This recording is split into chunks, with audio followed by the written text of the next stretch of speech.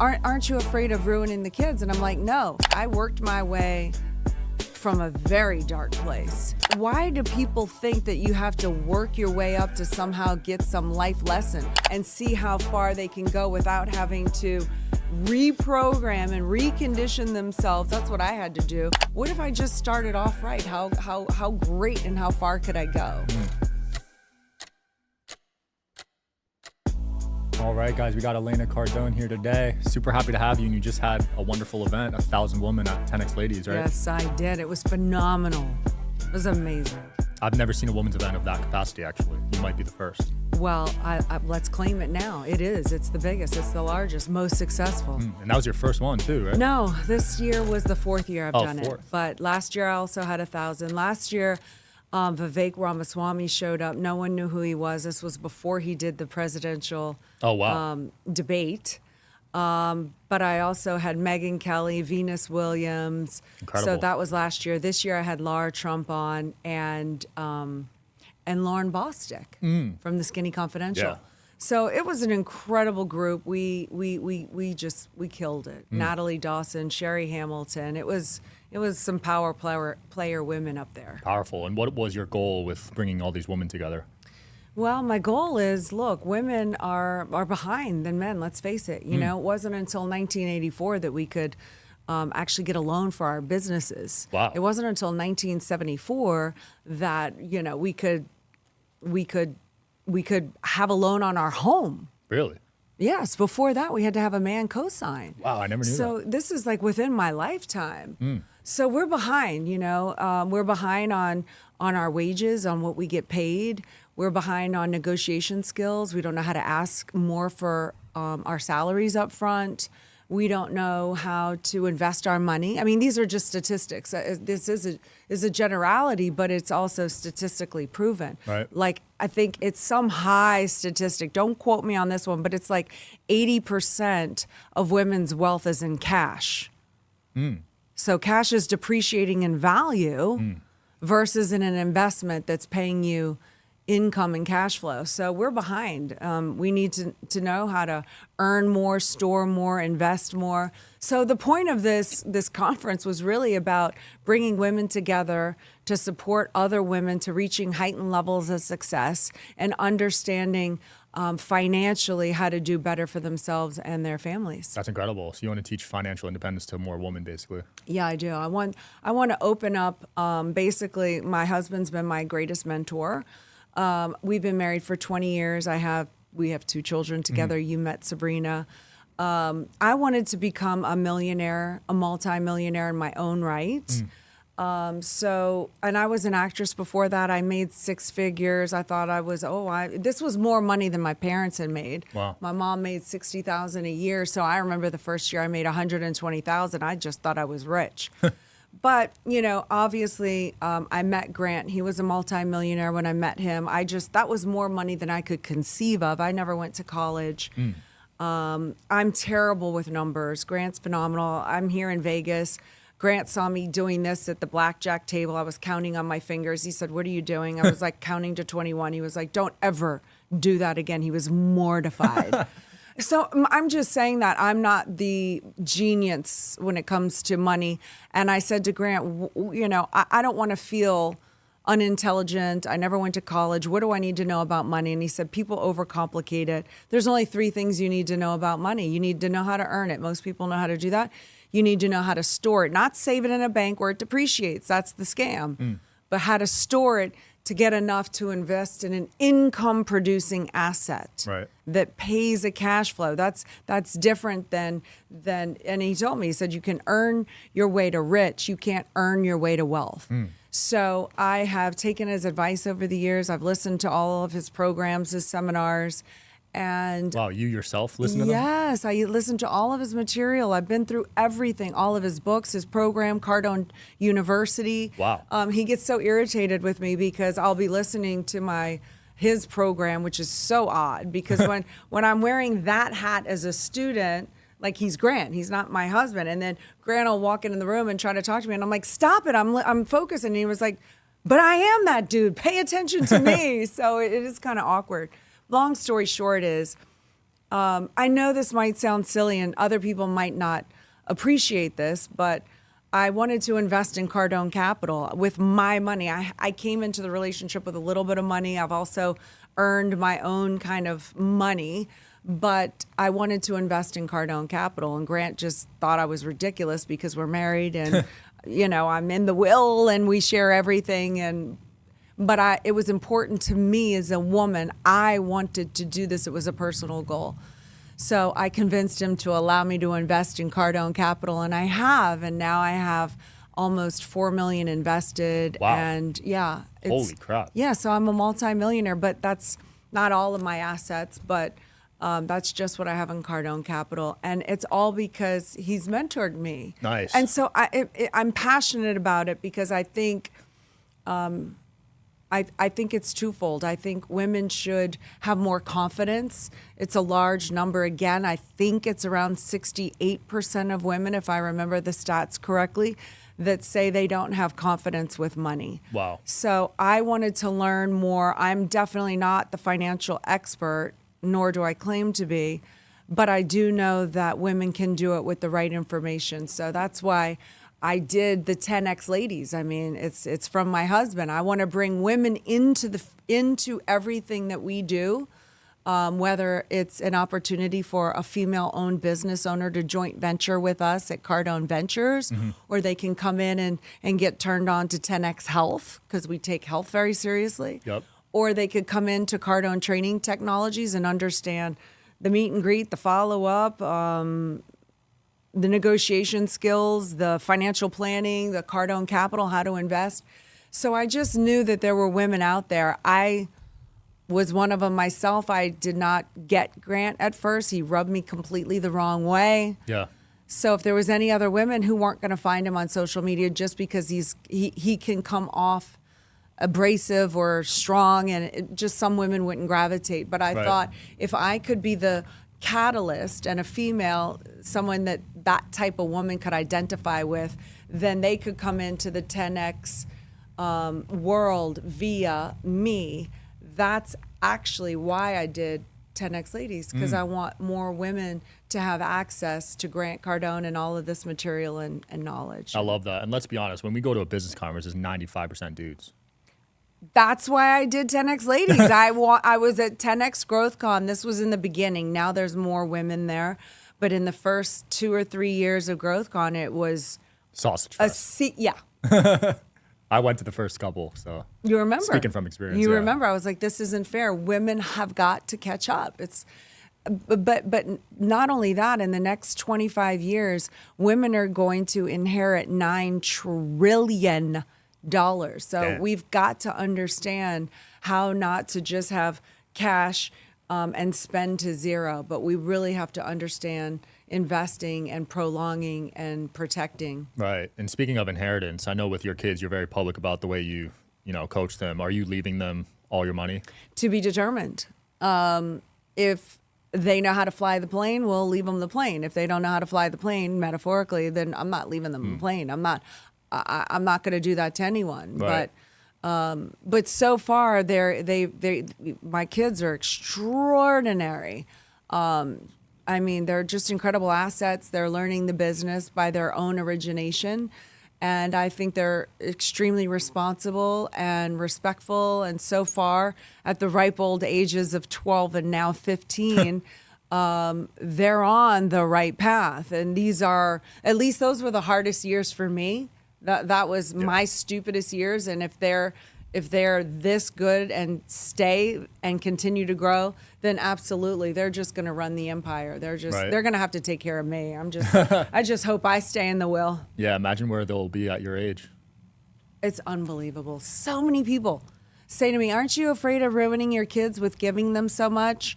And I'm like, well, first of all, I don't give them. They earn everything. They work, they earn everything. They have investments in Cardone Capital. They can live off of the cash flow. Sabrina was in the office today, made 54 phone calls for Cardone Capital, raised $1.5 million just today from hitting the phones. Are you serious? Yes, I am serious. Wow. So she is learning the business. She started off at like 7 years old, 5 years old, going through our offices. One of her first jobs, her and Scarlett, was to empty all the trash cans of all the staff there, and they kept their little candy stashes. I found out later, and they were hitting them off on the side. But anyway, I forgot what I was saying. But the kids are they going to inherit the money? I just think they're going to be understanding. Oh, I said that. I said, aren't you afraid of ruining the kids? And I'm like, no. Why do you? Because I worked up. I did too. I worked my way from a very dark place. And so, but why do people think that you have to work your way up to somehow get some life lesson? Why can't they just start off with inspiration and education and see how far they can go without having to reprogram and recondition themselves? That's what I had to do. I had to regain self-esteem, refigure out how to become my own best friend, unlearn all the wrong information I had about money, finance, business. What if I just started off right? How great and how far could I go? So no, I'm not worried about ruining my kids. No, I love the way you've done it. And they're both active on social media, but they're using social media in the right way. A lot of kids are using it mindlessly. Yeah. They're just scrolling. Well, thank you. And Sabrina just recently shut off. She still has her Instagram account, but she gets to a point where she says, nope, this is affecting me. And she shuts it off and won't look at it because she'll find herself 15 now.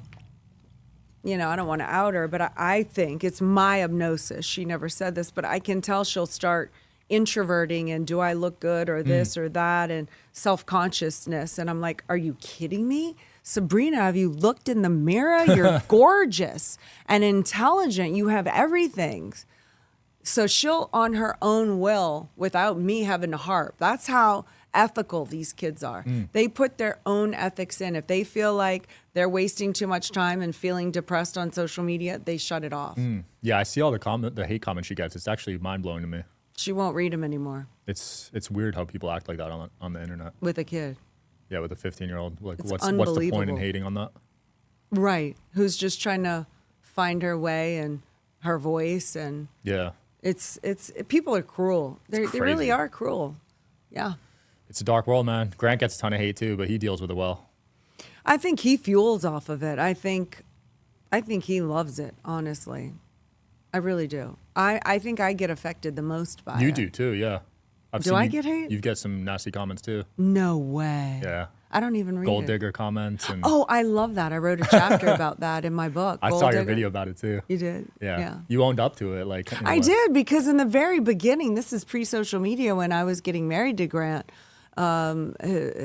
people in our universe were calling me that. And, I moved out to California when I was 17 years old.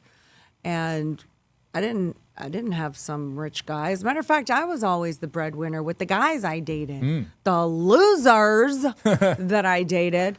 And so I hated that comment, because I used to be very adamant about being the strong, independent woman, never depend on a man for anything. So I thought it was an extremely degrading what was it? Not compliment. Insult. Yes, thank you. Yeah. Insult. So, but I almost broke up with him over it, because it bugged me. I was like, I don't want this. Like, it created a resentful wedge. And then I realized that was silly, and just that was one of the biggest lessons I learned. If you can learn how to take something that someone throws at you that has power, and you can turn it into your own and hurl it back, it loses all power. Like, I own it. I'm like, hell yeah, I am. That's the thing. I am a gold digger. I am. But I dig for it in myself. I don't rest on my laurels. I've been spending hundreds, if not thousands of hours self-enhancing and educating. So I can demand it of anybody else. And I'm not going to be happy with you just the way you are. And Grant's good with that. And so I'm not stagnant, and that stinks, stagnant. I don't want that. Agreed. Like, we always have to level up, and you seek it in me and I seek it in you. And that's why we reach heightened levels of success together. Right. And when we win, we fall more in love. Because I think the greatest act of love you can give somebody is to help them achieve their goals and their dreams. I agree. So when you do that, we fortify. When how many times in 20 years I can't speak for him, but there's been times where it's been rough. And I have the thought, now we have the rule in our house, you never mention the D word. Really? That's a rule? Oh, it's 1,000,000% rule. We don't say, Right. like, that's one rule we said in the beginning. It just doesn't get mentioned. You want to resolve everything without the D word. Oh, yeah, no. Mentioned. No. You don't mention that word. That's like the most heinous word. But there's been times when I've been thinking, God, do I have other options? Like, should I get out of this? This is hard, blah, blah, blah. And I always come around with, if we did that, the haters that want to see us divorced, they would win. And I can't let them win. So I figure out how to get back on the same page with him, refortify, get even stronger, make it through that hurdle, fall more in love, hit bigger wins. And it's just a great strategy because they actually force me back into my right frame of mind of like, oh, hell no. I'm not going to give them that. Right. You know how many people would love to see my family torn apart? They'd love to see us lose all of our money. It's just... And that's the thing with public relationships, right? Because you both are public figures, and a lot of those end up disastrous because there's just so many haters just preying on their downfall, That's why you got to protect the empire. Yeah. Yeah. I've seen some videos of you actually denying him the first year you guys met, right? You turned him down for a while. Oh, yeah, for 13 months. Wow. He was already a multi-millionaire when he was hitting you up? Yeah. Yeah. So that wasn't enough to win you over? Oh, no, that was, at that time in my life, that was a major turnoff. Really? Yeah, because I like I was saying, I moved to California from New Orleans when I was 17. So I had been in LA as a model and an actress since I was 17. And by the time I met him, I was in my late 20s. So I had been through seeing the rich producer guys throwing their monies trying to buy girls. I mean, it was everywhere. Right. So I just thought he was another arrogant guy who thought he could just buy women. So that was a turnoff to me. I was like, I don't care about your money. I'm an independent woman. I have my own house. I got my own hot rods, my own cars. I don't need you for nothing, So. And what did he do that made you change your decision? I'm such a sucker. Okay, like a honey to be. My weakness at that time, it's so predictable. But I was shooting shotguns at the time, and I was a competition shotgun shooter. Really? Yeah. Wow. I was at that time before I even really trained, I was ranked 10th out of the females in California. Anyway, so I used to shoot all the time on the weekend. This is really shallow to admit, but he had left all these messages, and then finally he found out that I used to shoot guns. It's not cheap. I wasn't like I am now where I could afford stuff, but I made myself afford that because it was such a passion of mine. Anyway, he leaves a message on my phone, was like, hey, I rented the whole shooting range if you want to go with me. And I was like, oh, he's going to play that card. I'll take him up on that offer. So I did, and that's what made me call him back, was he just found my weakness, and I was going to take advantage of him, like fully being transparent, like, oh, he wants to play that card.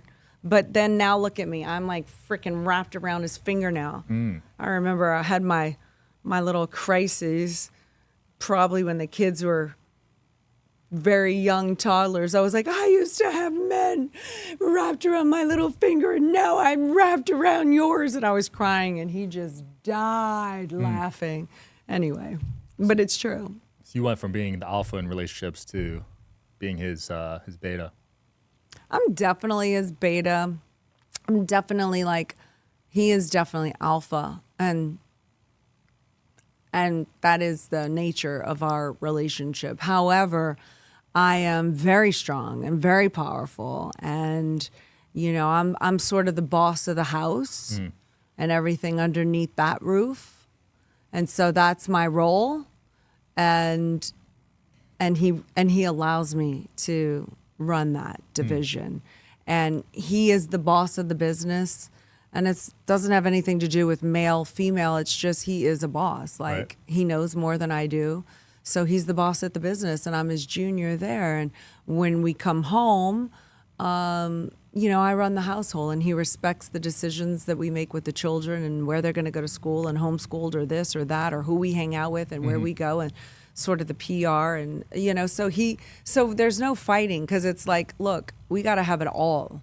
We got to have the business working and the family working. Right. And we need to stay out of each other's way and each do 100% in our roles to get us to where we want to be in the life that we want to have. So we're equal in marriage, but not in business. And frankly, probably not in the home life either. Right. But Well, it's tough to balance the business with your partners. yeah, Really tough. it is really tough, but he is the boss there. And man, he earns that. And I'm not entitled to that. I mean, it is what it is. I'm not stupid. So, I had to overcome a lot of mental challenges. I've had to take some turns in my life where he's been the same. I've changed. I've had identity shifts. And, when I became a mother, there was a shift. When I left my acting career, there was a shift. And when I had the realization that I found myself 4 years into a marriage still operating as an independent, powerful woman, never depending on a man. Well, it didn't work being married to a man with that mentality. So I had to look at that and say, well, what do I think? And why do I have that? And why is that ingrained in me? And who is that helping? Right. And I thought it was this imaginary group of women that I was selling out if I depended on my man. And it just sounded so disgusting. And then I realized, I was like, I don't know, that's just society saying I can't depend on a man. Well, why did I marry him? I mean, I can do what I can do on my own. I've been on my own since I was 17. The point of being with a man, for me, is to depend on him to help us reach heightened levels of success. Where you cap out, the other one helps you hit the higher. And when Grant caps out, I help him hit the higher. That's the only reason, like, other than, the sexual aspect of it and procreation. There's that aspect of it. So I said, screw it, I depend on a man and he depends on me. And there's nothing wrong with that. We depend on each other to do our jobs, our roles, to reach heightened levels of success. That's the game I'm interested in. How far can this girl from Louisiana who never went to college, how far can she go? Yeah. And what can I do? And he helps me do. Far. I have come quite far. I haven't done a drug since 2000. Wow. Gave birth to 2 kids naturally with Oh, no not in the drugs. hospital? No, at Nice. home. I love that. I'm looking into that for my future kids. Oh, it was the most beautiful experience ever. It was so incredible. Like giving birth, and I had a doctor there, of course. I had a hospital close by. I was healthy enough to do it. But yeah, it was just incredible. The doctor got Sabrina and Scarlett's head out, which is crazy. And then he gave me my hands, and then I pulled this kid out for the rest of the way. And then just having your child there, it's not getting whisked away. That's just with you. And That's what I hate in the hospital. They take it away immediately. they take it away. For And what reason? It was just, we got to bond, And I looked at her and I said, hi. Welcome back. I'm your mother this lifetime. My name's Elena. This is your father. His name's Grant. I'd love to be able to call you Sabrina Francesca Cardone. Do you like that name? And I just said, you're welcomed and you're loved, and I'm going to protect and honor you for the rest of this lifetime that I have together. And thank you so much for choosing me as your parent. And we were emotional. It was just so beautiful. And then she just, Yeah. stayed on my chest and immediately breastfed. It was just really incredibly spiritual and beautiful with both kids. I love that. Yeah, that sounds like a life-changing moment for you. Oh, it was. So I'm proud. I've come a long way with so many different shifts that I've had to take. Yeah. Being a mother. I've heard you say on another show, actually, in regards to that, you used to be ashamed of being a mother. I was. I wasn't ashamed of being a mother. Per se. It was that when I became a mother and wasn't working, I somehow felt my value was less because I was only a mother and not working. So it wasn't that I was ashamed of being a mother. It was that I was ashamed of just being a mother. Right, like a stay-at-home mom type thing. Yes, like I felt like I was going to get judged for that, or Yeah. now I don't have any worth. She's just a mom living off the the husband or There is a lot of whatever. judgment with stay-at-home moms and dads for sure. It's devised, I believe, to break up the family.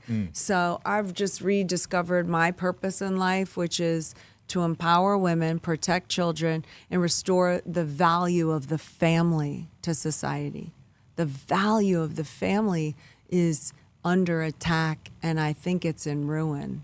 There's a lot of families. I grew up in a divorced household, and that was common where I grew up. Very common. Almost all my friends, same thing. Was it hard on you? Definitely, yeah. I didn't realize it at the time, but it definitely played a role in me. Yeah. Not having a father figure Yeah. as a man. The stats for not having a father in the house are just horrible. I mean, I'm not going to quote them because I will mess it up, but the are higher, divorce is higher, Crime's higher. crimes higher. It's just a really bad statistic without having a father in the house. Yeah, both parents are integral, I think. Yeah. You need both. Oh, for sure. There's things Grant can do that I can't do, Right. you know. Do you have days for the kids where you kind of split them apart, or do you have family days? Not designated, but I did just get in dinners. I should have done this earlier. I probably failed a little bit as a mother. I wish I would have done this sooner, but I have it in now, so I'm really happy. Where now, and I tried to be the cook and all of that. It didn't work, but I finally hired a chef.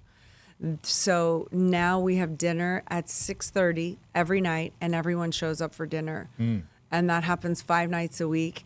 We try to make it even when he's not there, the Nice. 2 nights that he has off. And that's been instrumental. But we've designed our lives to fit our lifestyle. So like last week, I did 10X Ladies. I had another event. I went right into another event that I had. So I've been working for 6 or 7 days in a row, like morning till night. Wow. Now I'm here doing Miss World. But they understand that when we have GrowthCon and this and that, they understand that we're going to go home, we're going to hit it really hard. We're still going to have family time and this and that. But then they understand that we do incredible trips. Like we just did a 2-week south of France yacht trip. Wow. Beautiful. And we do that every year and sometimes twice a year. And it's just us, the family. There's no assistants or staff or film crew or anyone. And it's just us. And we jet ski and we have breakfast, lunch, and dinner together in museums or whatever we feel like doing. So that's when we really say, look, we're paying the price, we're sacrificing now, but we're also helping people. So that is on our purpose line. But then we also get to have this lifestyle the way we designed it on our plane, traveling the world. So they understand. They've been incredible with that. Beautiful. Do you think parents should have a say in the friends of their children? Like, do you have a say with your daughters on who they bring into the house? I want them to be able to be self-determined over their friends. And I am trying to, as a mother, trying to create an environment where they are wise enough to make their own decisions. So we'll ask them questions like, where do they fit on like the emotional tone scale? Like if you look at the tone scale, someone can be an enthusiasm or cheerfulness or conservatism or covert hostile where they smile but they're stabbing you in the back, or resentful or unexpressed resentful, or anger or hatred or apathy, or and all of those different tones in between have different like levels. So we'll just like tone spot, where are they at? Like where's the apparent tone? Oh, they appear to be cheerful, but underneath they're in grief or sadness, or and what is their behavior, and what is their friends like, and what is their interest, and what do they talk about, and do they gossip about others, or so we watch it in movies. Where's their tone level? Do they gossip? So they can start to see and analyze. And what did you think about that person and this person? And how do they present themselves? And what are their stats? And Right. how do they talk about life?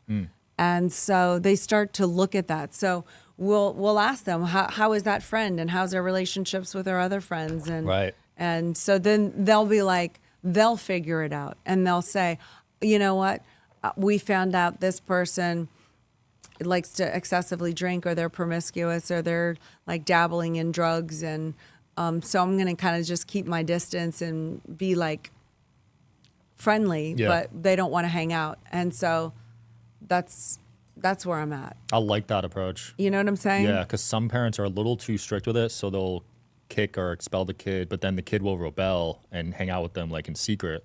You know what I mean? So you got to kind of let the kid decide, I think. I agree. And so I've just talked to Sabrina as a mom, and I've just said, can I give you some mom advice right now, or do you want to figure this out? Because she was upset one time I wouldn't let her go over to this young guy's house that had a boat and whatever they were going to do. I don't know. But I said no, and she was upset, and she was, young, like 13 or something. And I just said, can I just give you some mom advice? And she said, sure. And I said, well, look, it's just the way society is until it gets not this way. I said, but, in society, boys are looked at as cool and conqueror if they get girls, and they can have a lot of girls, and it makes them cooler and more studly. And if they say that they're with a girl, even if they're not, and sometimes they lie about stuff like that to make themselves seem better, girls, your reputation gets degraded, unfortunately. And so I'm trying to protect that in you. And then also, if there's drinking, there's even more of, they could maybe cross a line that you might not be aware of that could happen and put you in a dangerous situation. Right. And you and Grant have both been through that phase with alcohol and drugs. So 1,000,000%. I mean, I'm open and honest, and I'm like, look, I'm not going to judge you. Like, if you need to go through your alcohol and drug phase, like, I'm not going to like it. I'm going to cut you off from this or this or this access, because I don't allow that into my life. I can't have that toxicity. But if you need to go do that, you do that. But I'm telling you, it was extremely painful, very depressing, degrading.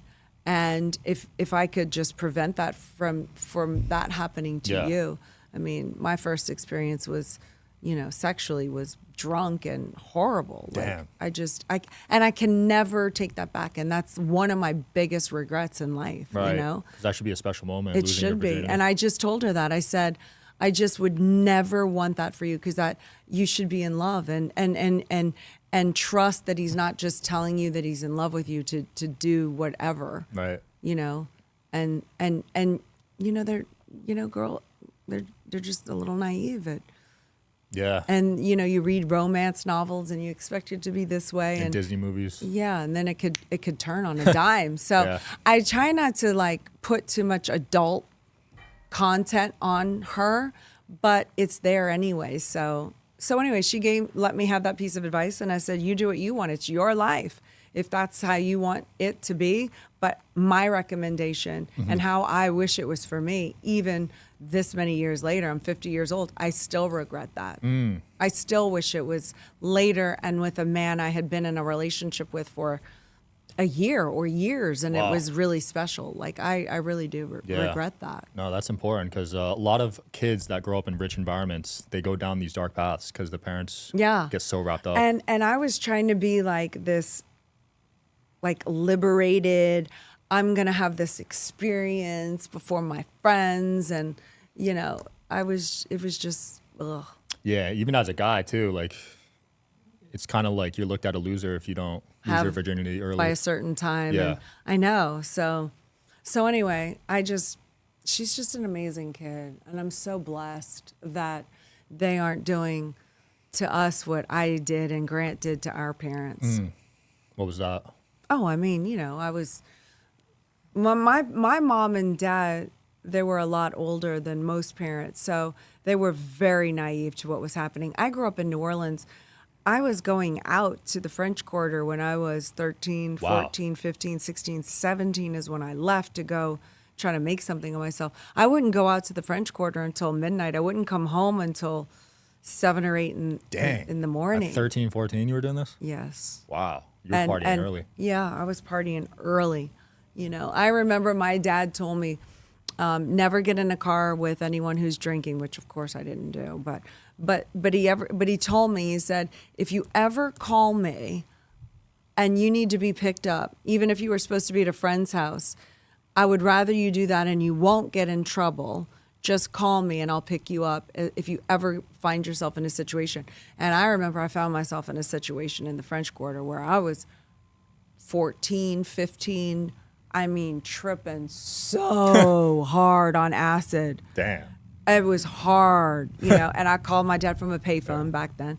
And I said, you got to come get me right now. And he came and got me. I didn't get in trouble. I just. Wow. You had a bad trip?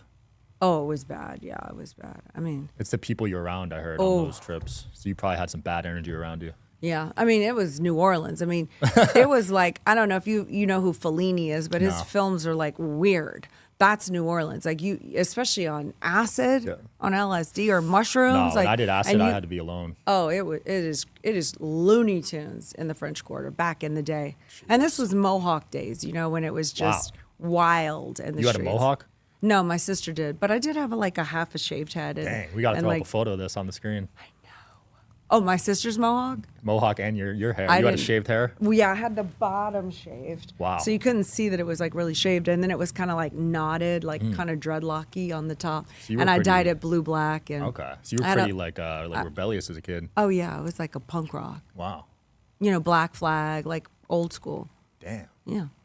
What a journey, right? Now you're judging beauty pageants. I know, right? Got Miss World tomorrow. Oh my God, I know. It's insane. Did you ever think it'd come to this? Like, this is such a transformation. No, I thought that was sell out to, punk rockism, Yeah. Like this life that I lead now. But that's not my group. That's not my group. I was not happy with that group, Do you think you were just fitting in, but that wasn't you? Well, my sister was punk. She still kind of is. Like, she's very eccentric. We're very different now.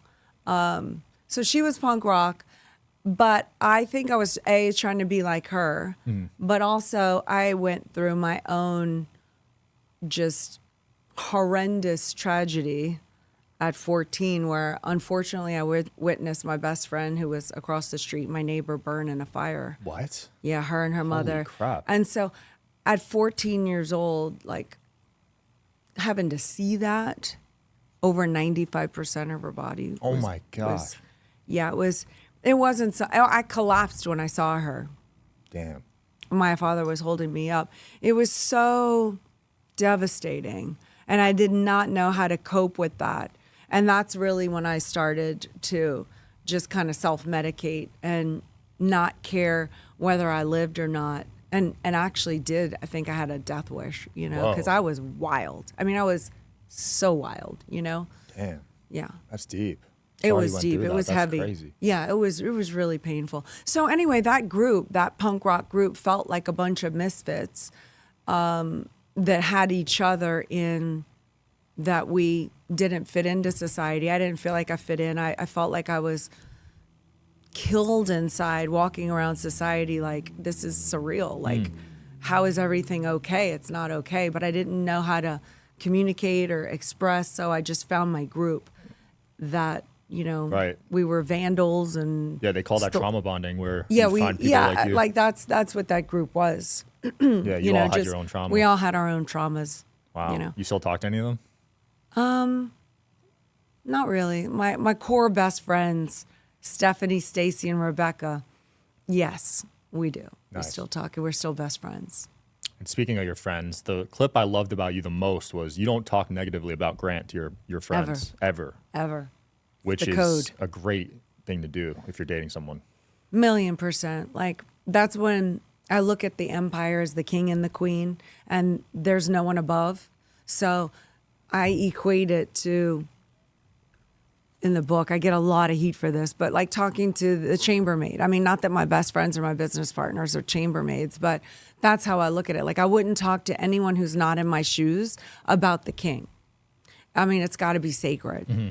And there's so many different reasons why, because if I go and dump on them about Grant, and then there's two sides, and then I make up with Grant, then they haven't gotten rid of that. So then when I hang out with them again, they're bringing it back up, which re-stimulates the argument that I had. And then when I get back in front of him, I'm refighting about the whole thing all over again because, do you know what I'm saying? Right. So it's a loop. So it's a loser. Because when I make up with Grant and there's his side and my side, and there was my responsibility in it as well. Yeah. Because I'm not a victim, no matter what happens, right? I had something to do with it.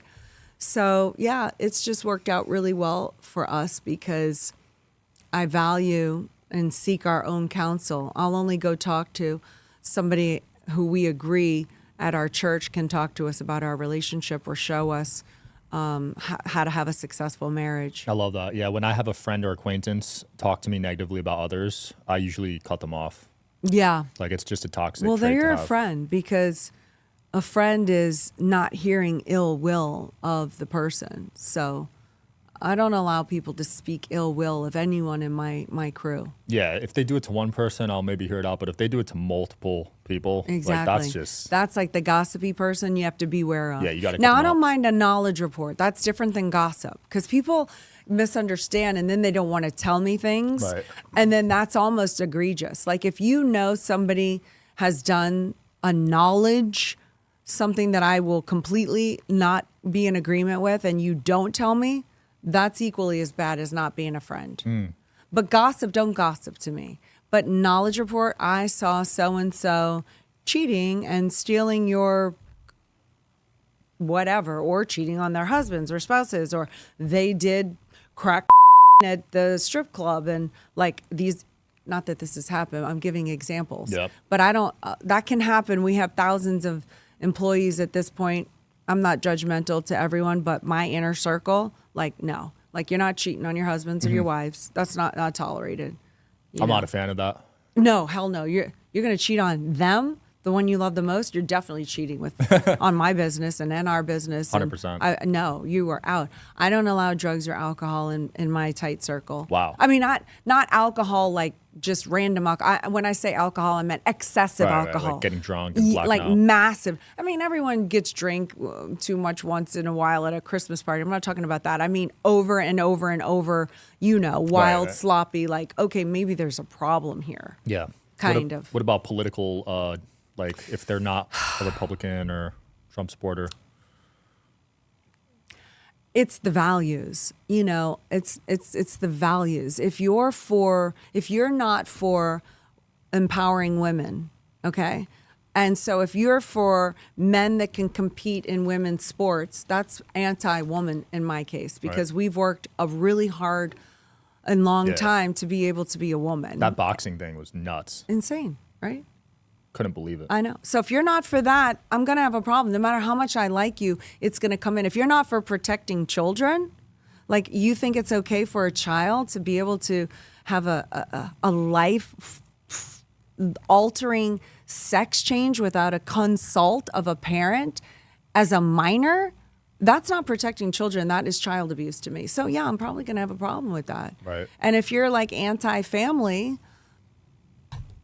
that's a problem to me. You know what I mean? Yeah. Yeah. In my close circle, I don't think I have anyone on the left, to be honest. Really? I'll talk to them, but just on a friendship level, it's different. It is different because, I it's hard because I have people that I work with, and no matter how much I love them and like them, eventually that side or it just so happens that's where my belief, like I'm an anti-vaxxer. I thought that was a scam. I don't like the World Health Organization, the Economic Forum, and I'm not for defund the police and this and that. So those viewpoints, when one side is that way and this side is this way, it eventually, no matter how much you like the person or how much they like you, you try to get along and you love that person.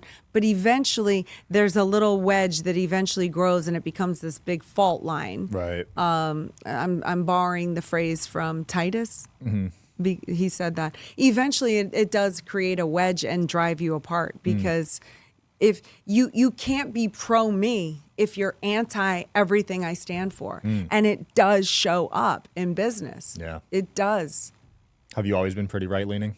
No, before I met Grant, I was a Democrat. Wow. Yeah. I mean, I was a punk rocker. I was, F the police. I was screw the rich. I mean, I had to make so many 180s with my whole mentality. It's been, at this point, I've been on like a roller coaster ride of who I am and what my thoughts are, and having to really assess, well, what do I really think? Yeah, absolutely. I was on your Instagram yesterday. There was an interesting clip. So you said $100,000 a year is not enough money to live. So what do you think is enough these days? Well, it's not up to me to tell someone what's enough to live on. But what's enough to live on? It depends on where you want and where you set your standards and what you want. Like, and I just believe in abundance. And so abundance is the only thing that can protect you. So normal is the worst state to be in. It's the most dangerous state because everything appears to be okay until one day it's not. And so this 100,000 mark is like, I mean, you've got kids. Can you withstand an emergency or a time off work? Or can you afford a vacation if you want, or to help your family? Probably not. Right. Or schools or diapers. I mean, and inflation or home or good insurance or health care or you know what I'm saying? So you have to assess what you're okay with.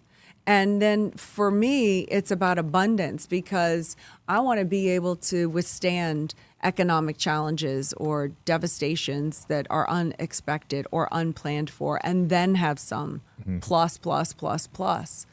So I would say look at what your expenses are for sure. And then the goal should, at minimum, be have your income producing asset that Grant talked about, the only 3 things you need to know about money, have the income producing asset, not the earned income, because that could be in a situation where you're not earning it, you'll lose your job. But the income producing asset covering those expenses plus. And that would seem like, okay, that could basically be the baseline. Right. But I don't want to tell anyone what they should want or not want. But yeah, it's also so different depending on where you live, what state, what city. Exactly. Yeah, 'cause I know Grant went viral for saying 400,000. Yeah, that's the thing where that came from. Now, that was taken out of context because he was speaking to a room where they paid him to come out, and the people that came, that brought him out, it was a bunch of guys, again, all guys. And so he was speaking to a room of guys that all made around 400,000 a year. And so what he was trying to do was talk to them and say, you should not be satisfied with this, and you should be trying to reach for more, and why, and this and that. Oh, that makes sense. Do you know what I'm saying? Yeah. So it got taken out of context, and some people wanted to say, oh, he doesn't care about the military or the teachers or this or that. That wasn't the audience he was talking to. And he loves the military and the teachers and frontline workers, and he's actually given them Cardone University for free. Wow. Yes, Cardone Vets. You can go to Cardone Vets and get all of Grant's content for free. I mean, he loves them. His biggest and only regret in life is that he never joined the military. Really? Yeah. That's his regret? Yes. Wow. It's his biggest regret. I'm telling you that because I've heard him say it numerous times over on podcasts and everywhere. His only regret. Interesting. I mean, if you're talking in business, his second might be that he didn't collaborate and go bigger sooner. Right. But his biggest regret, if you were to ask him, and you can make a note when you have him on next, what's your biggest regret? I bet you'll say he didn't join the military. I'll definitely ask that. Your pinned tweet. So you're no longer going to New York anymore. No. What happened? Well, we owe a fiduciary responsibility to our investors. Like Cardone Capital, we have billions of dollars worth of assets under management. We own apartments, income producing assets, like I mentioned numerous times. We have about 14,000 apartments now. That's going to go to 50 soon, and then 100. Wow. And so we can't trust a place like New York that can have government interference, that can come in and not say whether or not I can kick somebody out if they don't pay their rent, or they can seize my property if they don't like the way I did a bank loan, even if I paid my own bank loan back based on what they did with Trump, President Trump. So we're not going to the blue states.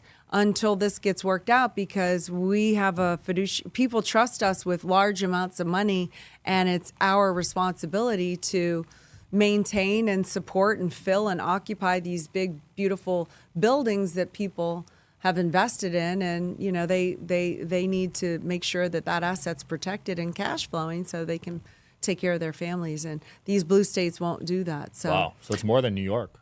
Oh, it's all the blue states. So that's like 20 states. Yeah, we won't go there. Now, I will tell you this. If Grant did put $1 billion in some place like a California or something, there is a reason and something he does know. And if he did it, I would trust him, because I've never, as wild as you think Grant is. And when people ask me what's something that no one knows about Grant, I say this, that as wild and crazy as you might see him and how he appears on social media, I've never met someone more conservative with money than that man. Wow. Period. What a statement. He doesn't lose money. He's never lost money. Well, to have the fund this long, because it's been like, what, 20 years now? Yeah. That's I impressive. mean, I've been... Because that survived the 08 crash? Yeah. Well, we didn't, it wasn't open to the public back then. Oh, no, this was recently. That was because of myself and Ryan Secco, his vice president of Cardone Capital now, that encouraged him to open it up to multiple investors, because originally we didn't want the problem and the this and the that. And then finally I said, this isn't fair that we have this all to ourselves. I want our friends and family. We did our friends and family, his brother, his sister, my mother. My mother's now a multi-millionaire because of this. That's incredible. So if you just put your money in the right places, you can become a multi-millionaire. Oh, yeah. Easy. I mean, you've really got to understand it. We could get into that at some point if you want to turn it into that. But the thing about the income, you know the asset. You know what it's doing. It's real brick and mortar. It's not people you don't know with paper on Wall Street. You can drive the apartments and knock on doors and see people in the parking lots. How do you like living here? I like it. I've lived here for so and so. These are real people, real buildings, and the income is what cash flows. Now, the thing is since the Depression, homes have gone up and down in value drastically. But if you look at the prices of apartments, it's only gone up. Really? Yes. So think about it. If we buy a building today, because rents have always gone up. Rents, wouldn't you probably I used in to your rent, for 5 lifetime? Years. It's gone up every year. Exactly. So, okay. So when we buy a building, let's just make an even number, 100 million. We buy a building for 100 million, and 3 years later, and it's got, and I'm terrible with math, as you know, but let's say it's got 400 units. And each unit goes up $50 a month over 3 years, maybe even more, $100, $150 times 400. Do you realize now the income and the value of the asset becomes greater than the 100 million, because it's now worth more, because when you go to sell it, it's an income producing asset, because you understand the rents. Yeah. So we bought it at 100, but now the rents got raised. You got to take the depreciation. The rents got raised. Now it's more valuable. Now what we can do for our investors. So let's say it's a $100 million building. I put in 100,000. That's where I started years ago. I put in 100,000 into this. Now in 3 to 5 years, let's say we go to refinance when the interest rates are lower, we go refinance the 100 million. Now we put $150 million loan because it's worth 200 at this time. I'm making up these numbers, but to give you the concept, right? So when we go refinance it, which now the renters are going to pay all of that. I'm not paying anything, but they give us the 150 million. So now what happens? In the 3 years, I've been paid dividends every single month with my 100,000. So now I've already gotten, let's say, 20,000 back, which now only have 80,000. Now I refinanced. Now they give me my original 100,000 back plus what I've had and all the dividends. How much money do I have in it now? You said 4 million, right? Well, no, that's in all my investments. Oh. I'm just taking in this scenario. I had 100,000 that I put in. We refinanced. I got 20,000 already back. So now I had 80 still in because they gave me 20 back. Now they refinanced. I get another 100. So now I got all my money back plus what I've already been paid. How much do I have in the building? I have $100,000 worth, but I have zero invested because they've given it back. Wow. But I still have my share. But guess what? Because it was refinanced, it's not taxed. So now imagine I don't have to pay money on that $100,000. So now the $100,000 is even worth more because when you earn income, they tax it and it's worth less. So now I protected I got my $100,000 back, and now I go redump it into another asset that's going to pay me, and that's how I become a multi-millionaire. That's incredible. And I got my $100,000 back. I still have my shares in it, but I have no money in it, and I've done that with multiple. And that's what our investors do. Now, I'm not saying we refinance every one, but we have great returns. And again, for legal reasons, I can't make these promises, and I'm not promising anything, and yada, yada, yada, and any investment can fail. And do you know what I'm saying? But our track record hasn't done that. Wow. Our track record is every single investor has been paid a dividend, and every single investor keeps investing because our deals are so good. They're institutional grade quality. So no losing years so far? Not a one. Even with this recent inflation and all the interest rates going up a lot? No. That's impressive. No, because Grant puts good debt on, and lately because of that was in the past, but right now we're buying all of the assets in cash. So we don't care what the interest rates are doing. We're stealing right now. Our investors are interested in the opportunity of the century, which happens to be right now. So we're buying everything in cash right now. Right, because there's some discounts right now. Massive. And so then we can go put some refinancing on very soon. So, Love it. But even during COVID, the only time we ever paused dividends was during COVID. And we called an investor call. We got on a Zoom with them right away. Yeah. And we said, we're going to pause the dividends because we don't know where we're going. We don't know if there's going to be a mass exodus on the rentals. We don't know. We need to have this cushion in case we need to handle whatever, because we were scared. Yeah, everyone was. And so the investors said, no problem. We put a pause on it. We actually went to our tenants who love our buildings because they have movie theaters and gyms, and they're secure and safe and they're beautiful. And so we gave the tenants an opportunity to re-opt for another year, and most of them did. And so we only put a pause for like 2 or 3 months, and then retro paid them what we owed them. And so no one's ever missed. We've never missed a payment. I love it.